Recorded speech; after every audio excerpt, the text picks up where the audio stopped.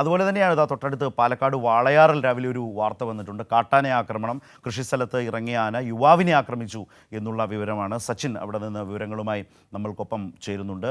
Sachin, good morning. വാളയാറിലാണ് അല്ലേ കാട്ടാനയുടെ ആക്രമണം? എപ്പോഴായിരുന്നു? മറ്റു വിശദാംശങ്ങൾ.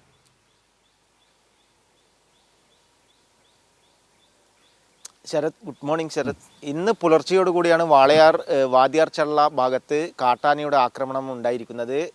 കഴിഞ്ഞ ദിവസങ്ങളിലൊക്കെ ഈ ഭാഗങ്ങളിൽ കാട്ടാനയുടെ ശല്യം ഉണ്ടായിരുന്നു. ഇന്നലെ നമ്മൾ റിപ്പോർട്ട് ചെയ്തതാണ് ചുള്ളിമടയോട് ചേർന്ന് നിൽക്കുന്ന പ്രദേശമാണ് ഈ വാദ്യാർ ചള്ള. അവിടെയാണ് വീണ്ടും ഇന്ന് പുലർച്ചയോടുകൂടെ കാട്ടാന ഇറങ്ങിയിട്ടുള്ളത്. കാട്ടാനയെ തുരത്തുന്നതിന് ഇടയിലായിരുന്നു കർഷകനായിട്ടുള്ള വിജയന് കാട്ടാനയുടെ ആക്രമണത്തിൽ പരിക്കേറ്റത്. നിലവിൽ കൈക്കും കാലിനും കൈയുടെ ഇടുപ്പിനും പരിക്കേറ്റ വിജയനെ തൃശ്ശൂരിലെ സ്വകാര്യ ആശുപത്രിയിലേക്ക് പ്രവേശിപ്പിച്ചിരിക്കുകയാണ്. ഇന്ന് പുലർച്ചെ തന്നെ പരിക്ക് പറ്റിയപ്പോൾ വനംവകുപ്പ് ഉദ്യോഗസ്ഥരും അതുപോലെ തന്നെ നാട്ടുകാരും ചേർന്ന് പാലക്കാട് ജില്ലാ ആശുപത്രിയിൽ എത്തിക്കുകയായിരുന്നു. തുടർന്ന് ഇവിടെ നിന്നാണ് വിദഗ്ധ ചികിത്സക്കായി തൃശ്ശൂരിലെ സ്വകാര്യ ആശുപത്രിയിലേക്ക് മാറ്റിയത്.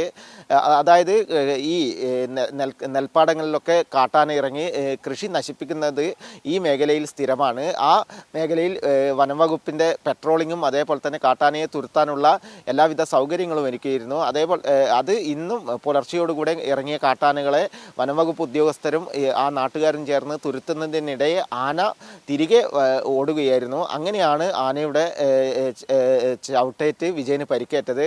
നിലവിൽ പ്രദേശത്ത് ഇറങ്ങിയ കാട്ടാനയെ വനാതിർത്തിയിലേക്ക് കയറ്റിയതായാണ് വനംവകുപ്പ് ഉദ്യോഗസ്ഥർ അറിയിച്ചിട്ടുള്ളത്.